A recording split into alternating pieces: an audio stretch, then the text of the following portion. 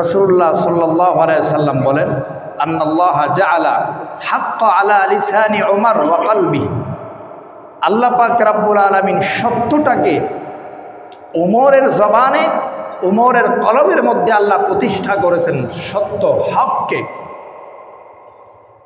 আল্লাহর নবী বললেন, যার প্রমাণ হলো পবিত্র কোরআনে কারিমের মধ্যে 1-2 জায়গায় নয়, প্রায় 5 থেকে 6টি জায়গা হযরত উমরের মেজাজ অনুযায়ী উমর যা চেয়েছেন আল্লাহ পাক উমরের পক্ষে তাই কোরআনে কারিম নাজিল করেছেন।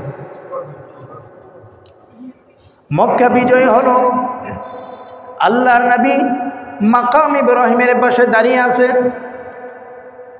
হযরত উমর ভাবলেন, আল্লাহর নবীকে বললেন, ওগো নবী, মাকাম ইব্রাহিমের পাশে আমরা দাঁড়িয়ে আছি, যদি মাকাম ইব্রাহিমকে নামাজের মুসল্লা বানানো হতো কতই না ভালো হতো। আল্লাহর নবী উমর মনে মনে এটা ভাবলেন। আল্লাহর নবীকে বললেন, আল্লাহ পাক রব্বুল আলামিন উমরের পক্ষে আয়াতে কারিমা নাজিল করে বললেন, ওয়াত্তাখিযু মিন মাকামি ইব্রাহিম মুসাল্লা। আল্লাহর নবীকে বললেন, ও নবী, তোমরা মাকাম ইব্রাহিমকে নামাজের মুসল্লা বানিয়ে নাও। সুবহানাল্লাহ বলেন।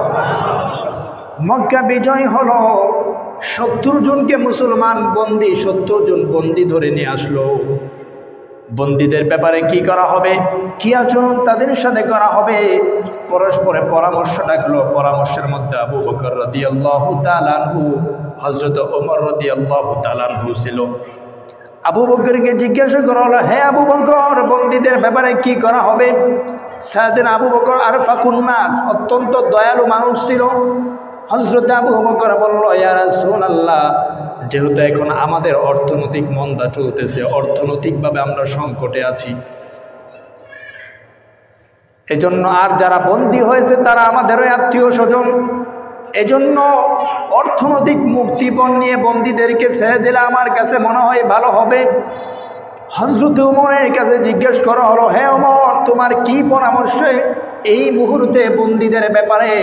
হযরত ওমর বলল, ইয়া রাসূলুল্লাহ, বন্দী হয়েছে 70 জন, আমার মনে চাই এই সকল বন্দীদেরকে একদম দুনিয়া থেকে বিদায় করে দেওয়া হোক। কারণ যদি দুনিয়া থেকে আজকে বিদায় করে দেওয়া না হয়, এদেরকে যদি দুনিয়া থেকে উৎখাত করে দেওয়া না হয়, পরবর্তীতে তারা আবার একসাথে হয়ে ইসলামের বিপক্ষে তারা অবস্থান নেবে, এজন্য শিকড় যেন উপড়িয়ে ফেলা হয়। হযরত ওমর এই পরামর্শ দিলেন। আল্লাহর নবী ছিলেন রাহমাতুল লিল আলামিন। হযরত আবু বকরের সিদ্ধান্ত অনুযায়ী আল্লাহর নবী ফায়সালা করে দিলেন। আল্লাহ পাক রব্বুল আলামিন ওমরের পক্ষ হয়ে আয়াত নাজিল করে জানিয়ে দিলেন নবীকে, মা কানা লিন নবী আইয়াকুনা লাহু আসরা হাত্তা ইউসখিনা ফিল আরদ তুরিদুনা আরাদাদ দুনিয়া ওয়াল্লাহু ইউরিদুল আখিরা ওয়াল্লাহু আজিজুন হাকীম।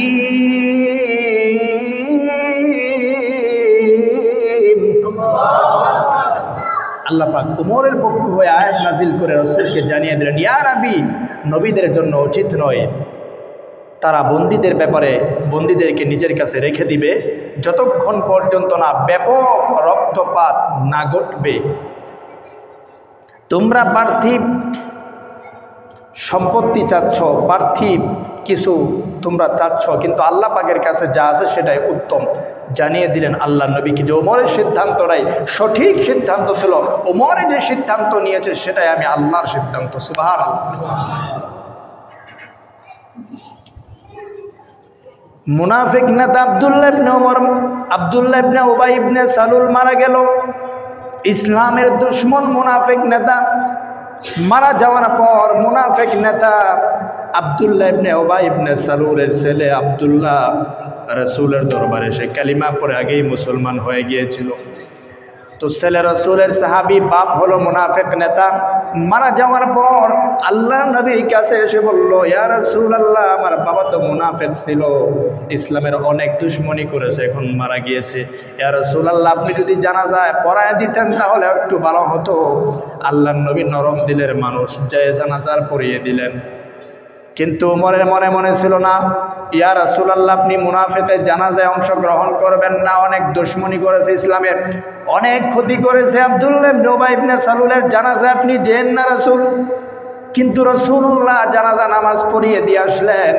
আসার পর আল্লাহ পাক ওমরের মেজাজ অনুযায়ী ওমরের পক্ষ নিয়ে আয়াতে কারিমা নাযিল করে বললেন, ওয়ালা তুসাল্লি আলা আহাদিম মিনহুম মাতা আবাদা ওয়ালা তাকুম আলা কবরি। হে রাসূল, যারা মুনাফিক তাদের জানাজায় আপনি যেন না, তাদের নামাজ আপনি পড়েন না, তাদের কবরের পাশেও আপনি দাঁড়িয়েন না। আল্লাহু আকবার বলেন। এই ছিল ওমর। সবাই যেত, ভালো লোক খারাপ লোক সবাই আসা যাওয়া করতো রাসূলের স্ত্রীগণের সাথে, মাসলা মাসাইল জিজ্ঞেস করতো। ওমরের মনে হলো তারা তো উম্মাহাতুল মুমিনিন, উম্মতের মধ্যে শ্রেষ্ঠ ব্যক্তি তারা, পুত পবিত্র তারা, সুতরাং তাদের কাছে সব ধরনের লোক আসা যাওয়া করে।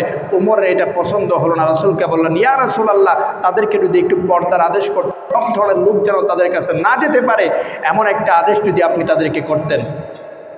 আল্লাহ পাক রব্বুল আলামিন ওমরের পক্ষ হয়ে আয়াত নাযিল করে দিলেন, ইয়া আইয়ুহাল্লাযীনা আমানু লা তাদখুলু বুয়ুতান নাবিয়্যি ইল্লা আইয়ুযানা লাকুম ইলা তাআমিন গায়রা নাযিরিনা ইনা। আল্লাহ পাক বললেন, হে মুমিন, তোমরা নবীদের ঘরে হচ্ছে তখন প্রবেশ করো না, তবে যদি তোমাদেরকে খাবার প্রস্তুত করে ডাকা হয় তবে যাবে, তবে আগে থেকে যে প্রস্তুতি অপেক্ষায় বসে থেকো না, যখন ডাকা হবে তখন খাবার খেয়ে আবার চলে আসবে। আল্লাহ পাক ওমরের পক্ষে, ওমরের মনে যা চেয়েছে প্রায় ৬টা জায়গা কোরআনে কারীমের আল্লাহ পাক আয়াত নাজিল করে জানিয়ে দিয়েছেন, ওমরের পক্ষে আমি আল্লাহ পাক আছি। এই জন্য রাসূল বলেন, ইন্নাল্লাহা জাআলাল হাক্কা আলা লিসানি ওমর ওয়া কলবি, ওমরের জবান এবং কলবের মধ্যে আল্লাহ সত্যকে প্রতিষ্ঠা করেছেন। মদের ব্যাপারে মানুষ মদ খেয়ে মাতাল হয়ে যায়, নামাজে দাঁড়িয়ে নামাজের মধ্যে বিভিন্ন প্রকার ভুল ভ্রান্তি করে মানুষ মদ হয়ে মাতাল হয়ে যায়, মানুষকে গালিগালাজ করে। ওমরের মনে জাগলো, হাই এই মদটা কেন এখনো পর্যন্ত বৈধ রাখা হয়েছে, এটাকে যদি অবৈধ করে দেওয়া হতো, হারাম করে দেওয়া হতো তাহলে কতই না ভালো হতো। আল্লাহ পাক রব্বুল আলামিন প্রথমে রাসূলকে বললেন, আল্লাহ পাক প্রথমে বললেন, ইন্নামাল খামরু ওয়াল মাইসিরু ওয়াল আনসাবু রিজসুম মিন আমালিশ শাইতান।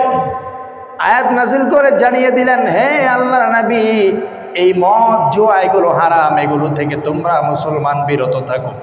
ওমরের মনে চেয়েছিল মদ হারাম হয়ে যাক, আল্লাহ ওমরের পক্ষে মদ হারাম হওয়ার আয়াত নাযিল করে দিলেন। সুবহানাল্লাহ। এই ছিল ওমর, যাকে মেজাজে ওহী বলা হয়, কোরআনের মেজাজ, সে ওমর। আল্লাহ পাক রব্বুল ওমরকে এত মর্যাদা দিয়েছে।